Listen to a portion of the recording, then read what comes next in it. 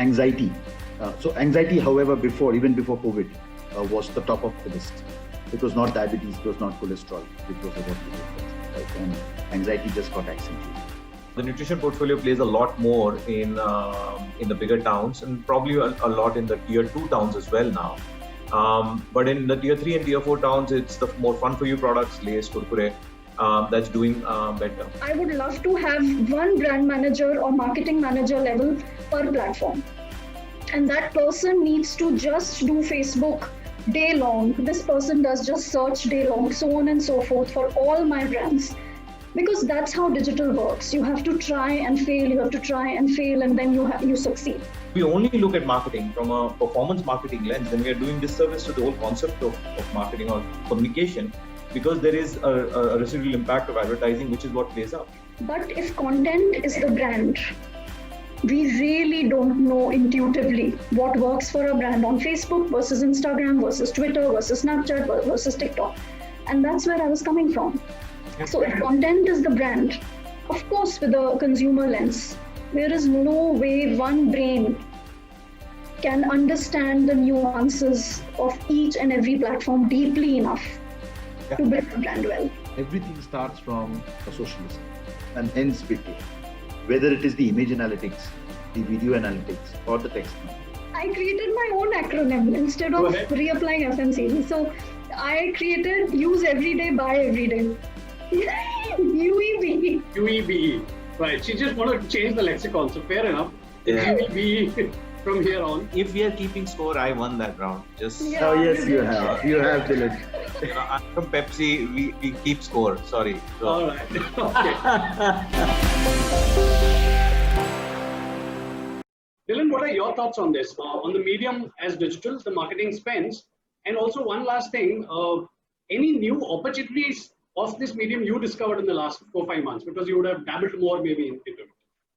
So, firstly, I don't think we are living now in omni reality. Deepak. We are no longer in a digital or a physical, so we've stopped thinking like that, and therefore I have a contrapoint to what Rashi made. I think what we need as marketeers are not platform specialists but consumer specialists. If you understand your consumer well, then you will be able to understand what they do, where they do, and how they do it. But one thing I 100% agree with her, we need to try, okay, for sure, because the platforms are unknown, but because the consumer's adoption or use of that platform is changing all the time, right? Shobhadeep made this point about Snapchat. We actually did Snapchat and a filter on Snapchat on Doritos in 2017, right? And the kind of learning that we got at that time told us maybe not, right? In terms of engagement, etc. But I think we need to be consumer specialists, and if you're a consumer specialist, you will adopt a deep understanding of what the consumers are, and then you will know. I don't think you will know absolutely, because you never absolutely know your consumers, but you will at least have enough knowledge to go and try, and then you need to have the appetite to go and try. I'll give you an example. One of the things that we have actually done a lot of work on during this period of time was on influencers, right? And we've discovered a lot of stuff about influencers. I mean, apart from all the controversial stuff, we've discovered a lot of stuff about influencers. On Lay's, for example, we did as a part of the artwork campaign, what we did was we just sent mock packs with the message of the campaign to 1,000 people, okay?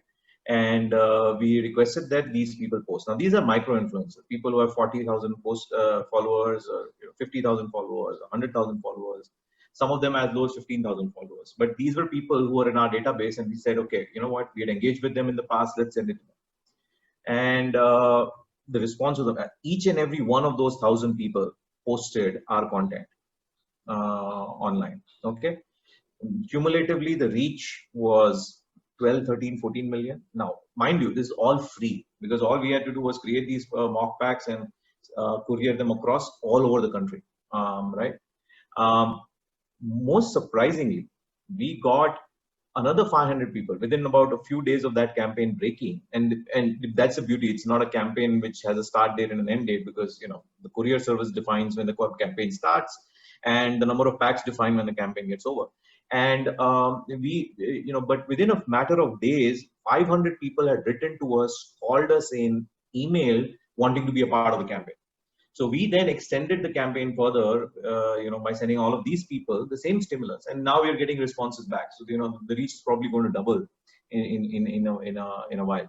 And we've spent a lot of time collecting back data, because I mean, as you can imagine, all of these platforms are walled gardens, but the people themselves know. If you've posted, then you know how many people have seen your views or seen your post. How many people have engaged is visible to everyone. So we said, okay, get the data back, and that's helped us fine tune aspects of the campaign, right? So I think that that's kind of the big shift is try, if it works, be ready to scale. If it doesn't work, try something. I mean, Twitter, for example, and most marketers have given up on Twitter. We did the brand chain campaign in which we invited 40 plus brands and thanked them for the hard work entirely on Twitter. And we were blown away by the results. I mean, the ROI just on media deliveries on Twitter for us was, out of the world. One of the best ROIs I've seen in my career, let alone. So I think I'm more and more convinced that you need to have ideas, and those ideas then need to be tailored to the platforms. And as long as you do that, Twitter is a platform where things will last for 24 hours, and you need to have conversations. Either you're having conversation with other brands, with people, otherwise, it doesn't go anywhere. Instagram is a place where you need a lot of visual stimulus, right? So but the idea can be the same. And as long as you have one powerful idea and you have different articulations of that across platforms, it should work in theory. The other point I do want to make, Deepak, is that I don't think consumer behavior, at least in our categories, works that they see something and they're like, okay, well, let me click right now and purchase. I don't think that's how it works for us. It's never worked. It's not impulse purchase. I mean, even for a packet of chips. But you don't need the bag of chips when you're doing something. Let's say you're traveling in the bus and you're watching a piece of content which has been targeted at you, and you're like, oh, okay, bag of chips. You're not going to go and purchase it from Amazon right there and there. Right. So to my point, and that we've seen that, because I mean, ask ourselves is, we've seen a significant increase of people shopping online. We've seen, of course, a significant number of people of watching media online. What are the click-through rates been? Have the click-through rates also risen in parallel? I would argue not. At least we haven't seen a significant increase in click-through rates. And that's the same reason why, despite being an impulse category, it's not like people put their televisions off the minute they see our ad and go run down to the shop and buy a bag of chips. Advertising has always had a residual impact on consumers, and why should that be different if it were happening online as well, right? So I think that if we look at advertising from a narrow, I agree with what Raji said. From a performance marketing point of view, all of the metrics are important. We need to run the rigor around them. But if you only look at marketing from a performance marketing lens, then we are doing disservice to the whole concept of marketing or communication, because there is a residual impact of advertising, which is what plays up. A corollary to what I was saying was, every time we put out a piece of content on television, and I have now so many campaigns, we've seen a significant spike in Google searches. It goes back to the omni-channel point I was making. It's a significant spike in Google searches for that particular brand. Of course, the content has to be great. So one way we know that the content has worked is the Google searches have spiked, for our campaign or not. What happens after the search? I mean, I've heard enough people talking about the spike in search and they're happy. Is that the measurement and metrics you're looking at, or do you go beyond? I mean, you always have, as I said, Deepak, our philosophy on this is that there is, because we are an impulse product, right? I mean, that need can occur to you anytime. It happens, kind of transactions that we do, Deepak, are, multiples of billions, right? There's no way that you can contain these occasions into nice little bubbles of occasions saying last week of the month or the first week of the month is where all of this is going to happen, right? So for us, it's important that we are salient, we are top of mind, we are relevant all the time for our consumers. So to the point that you were asking, do searches, of course, I mean, it doesn't lead to, but it leads to engagement with other content. It leads to some spike in CTRs, because, people do go and buy if they're feeling like having a bag of chips, 2 hours later. But I think it's for us, it's much more an indication of, have we drawn people in? Have we created a little space for ourselves in their minds, which will activate themselves when that need actually arises for them. Which can in our categories happen at any time, frankly. Sure. Shubhadeep, I'd like to come to you on this. In your category especially, have you experienced digital in the last 4 months? And more so, do you think a brand can be entirely built on the online medium? Deepak, let's break that question in 2 parts. Can a brand be built completely on digital? Of course. And we've seen enough. And we at ITC have also done the same. So for example, we have a chocolate brand called Fidel. It started its entire journey from starting from the uber luxury part of the portfolio, being there in the boutique inside our hotels, but the entire awareness, the experience, the expression of experience was delivered through digital, and all the content pieces and our ability to express the core message to the consumers was never faltered. Coming to the physical touch and feel bit, which you hinted upon, if you really look at the kind of products that we are selling, and many of us here on the call today, a lot of it is known. Some part of the experience, whether what happens post the consumption, why should you consume, and I'm going back to the fundamentals of the marketing principles. Can we express all of that through digital as a platform? I don't know, and I agree with Dylan that there is no world called physical and digital. It's about how you express yourself, right? How well can you express the experience, and how hence can you motivate the people there to look at your brand, to get convinced that they should pick it up, to experience your brand and to experience the experience. So from that perspective, I don't think that's a challenge at all. Technology is developing, evolving further, so I think things are only going to be far more interesting and more experiential in the digital world than in the physical world. Whether you talk about the world of AR and the way augmented reality is going, you talk about the humanoids that we are talking about. You talk about the drones coming and delivering stuff. So if you look at everything around you, some of which are even spoken about being futuristic, but it's almost knocking at the door. Right? And hence I think it's an exciting phase, Deepak. So I think it's just going to be better going forward. Be ready, experiment, fail fast if required, but at least try. And yeah, launch and learn. Don't keep. We can keep arguing on our meeting rooms and now on Zoom calls. Why should we not do, and what are the challenges? But I think we should. It's cheaper to fail now. This I'm sure we all agree to. So one reason I love this show and doing it week after week is I learn new phrases. Like fail fast has been around. Today at least I pick up from you, launch and learn. So glad to hear that. Rashi, if I can come to you. FMCG is so much about look, touch and feel and exploring and maybe exploiting some of the sensory feels and sensory experiences. But when it comes to digital, how does one go about, if not replicating, figuring out what are the other ways to trigger the buy button in consumer? So if it were personal care, it's you have to make people feel the benefit. That's why beautiful women are used in personal care advertising. In food and beverage, the equivalent is recipes.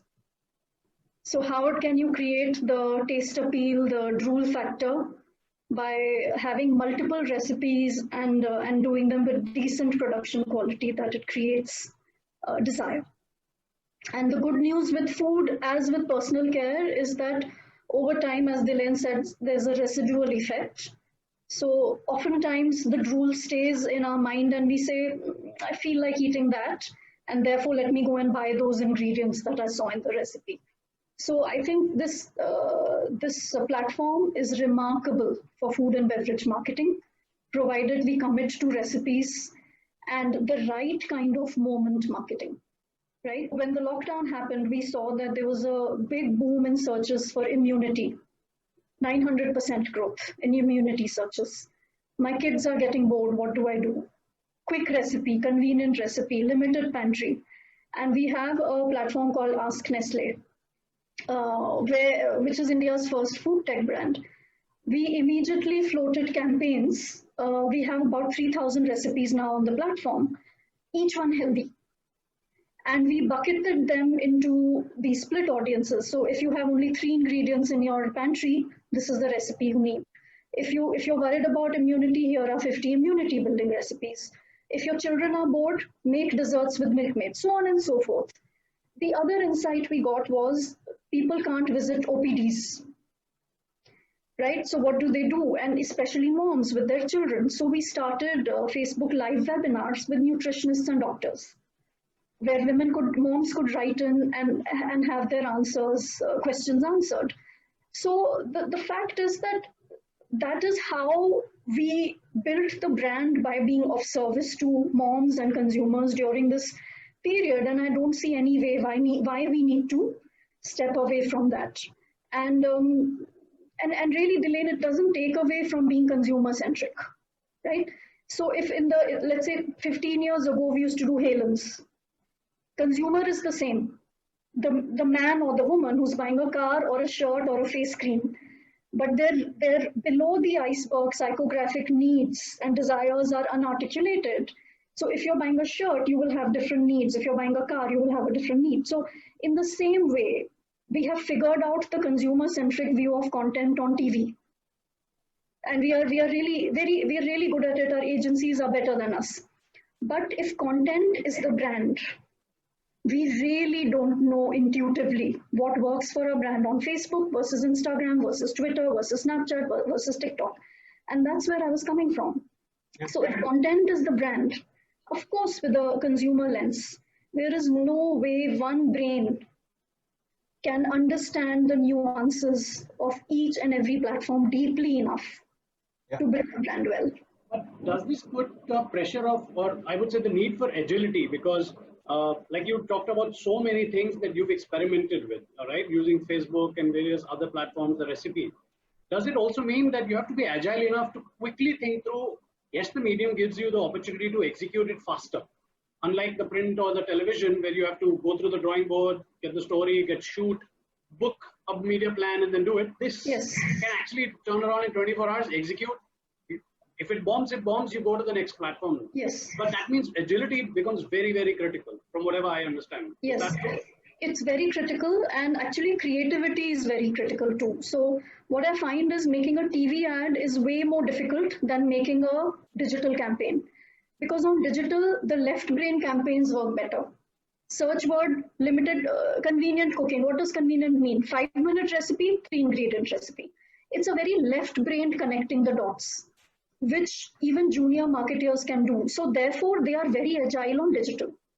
Where it starts falling apart is that on digital, you need multiple creatives, right? And everyone is learning. So Facebook has suddenly changed the algorithm. And one boy in the media agency will say, oh, ab to GIF chalta nahi hai, banner banana padega. And he will say it on the 16th hour.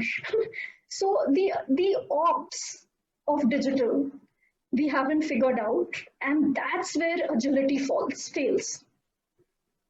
Right? But in TV, it's the reverse. In TV, the planning, the briefing, the creative idea generation is where we take time. The execution is very agile because we all know how to do it. We've been doing it for 20 years. Digital, it's the opposite. There's big data and deep analytics that has come into play. Now, how does this add as a complexity or as an added tool and a leverage to a marketer? So what does big data really, so what is big data? I mean, there's a lot of data around us, and then there is unstructured data that we talk about, right? Which is what we traditionally term as big data. So today when we look at analytics and that we apply on our own sets of information, basis our investments, or when we are trying to understand consumers better, etc., big data is utilized in a big way.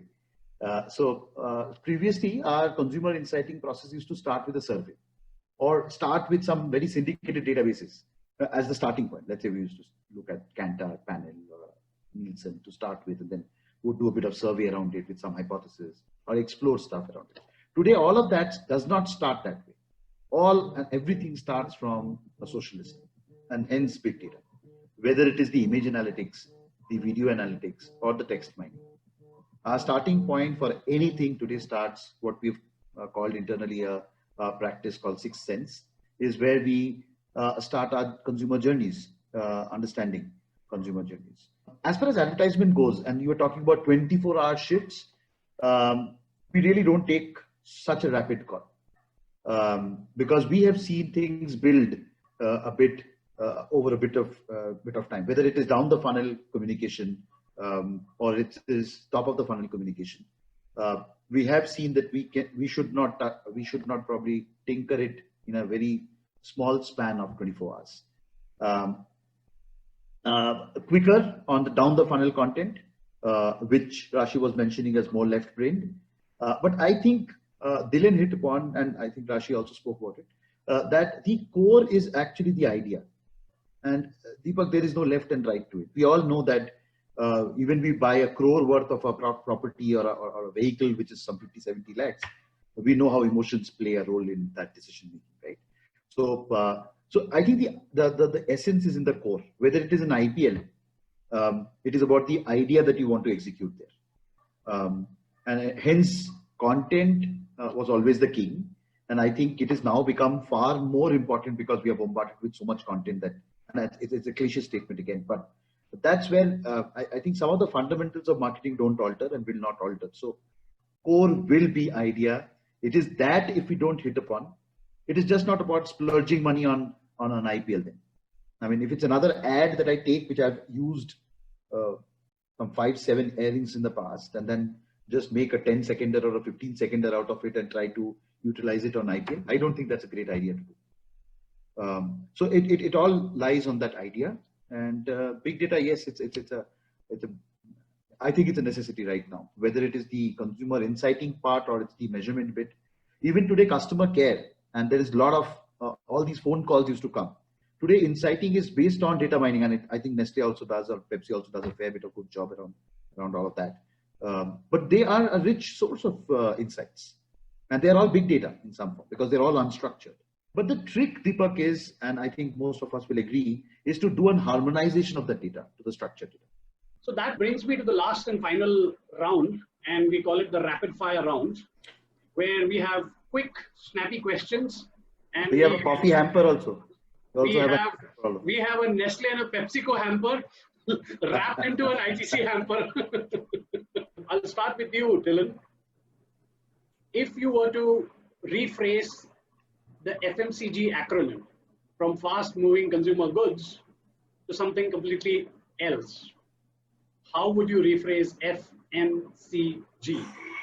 Oh, that's tricky. Was that the trick question? I would say faster, more consumer goodness. Hey, that's the same. No, but faster, more, because I think it's about, faster is about the speed that we've been talking all along. Agility, okay. More is about the value that's always going to be fundamental to our consumer, right? And that's the part that doesn't change. Consumer is always going to be the heart of whatever we do. And goodness talks about the point of the purpose that we were talking about. Shivadeep, how would you recoin Tough one. Really, really tough one. Lots of words right now. So I would say F would stand for fun. I think it's fun being in this sector. M stands for C is core. G is goodness. I would agree with Dhilen on goodness because there's a larger purpose behind just the pack. M, I'm still struggling. More. Just Faster, marketing, more. maybe, I mean, given that we're marketeers, maybe marketing. Fun marketing. You need to have a copyright sense here, immediate. Yeah. Rashi, I'm sure you've got enough time now, so go So ahead. I think I misunderstood the question. So I'll I hide behind created that my simply. own. Okay, go ahead, whatever you created. I created my own acronym instead Go of ahead. reapplying FMCG. So I created use every day, buy every day. UEB. UEBE. Right. She just wanted to change the lexicon. So fair enough. Yeah. It will be from here on. Pradeep, anything with the M that you think? My. All right. A copy from Rashi more makes probably. If we are keeping score, I won that round. Just Yeah. Oh yes, you have, Dylan. Pardon, come again? just saying, I'm from Pepsi. We keep score. Sorry. So All right. Okay. I completely agree on this one. The first one goes to Dylan for sure. Right. So here comes the second one. Start with Rashi here. Rashi, in one word, how would you describe the consumer of today? Flirtatious. Flirtatious. All right. Shubhadeep, Evolving. evolving. Dylan, I was going to say changing. I think it's absolutely what Shubhadeep said. right. Changing. Right. There are 4 P's of marketing, that traditional, thing that we've always learned from Kotler days. What is the other P if you were to add now? Purpose. Purpose. All right. Dylan, Geez, it's like he's reading my mind. Purpose, of course, for sure. Rashi. So I thought of people. Okay. All right. So people who make brands, people who buy brands. Absolutely. Yeah. I We think asked Rashi Sorry. go ahead. gets that. Rashi gets that round. Rashi Correct. gets that one. Perfect. We were thinking of personas because that's been such a buzzword that we thought some of you will come up with something like that. But fair enough, not a problem. We were thinking of personas. We were thinking of personalization that has suddenly come to the fore again. Yeah, And you gave us like performance. 5 seconds. Okay, I don't know what you expect. I mean, you You thought guys are about it. marketers. We just, And an FMCG marketer thinks on his feet. So that's what we want to test. But anyway, right. So now another one. In the realm of marketing, more so in the contemporary scenario, what is that one skill that you would want the young marketers to learn, or at least should have that skill? Dylan, I'll start with you. courage. Courage. All right. Rashi, Ownership. Shivadi, Diligence. diligence. All right. So courage, ownership, and diligence. Right. People who are applying to you all 3, they know what to look for and what to pitch for in their next interview with you. Thank you so much. That pretty much finishes our rapid fire round. I hope you enjoyed it. It was lovely. If you want to reach out to us, just mail us on hello@etcatalyze.com and watch all our episodes also on the website etcatalyze.com.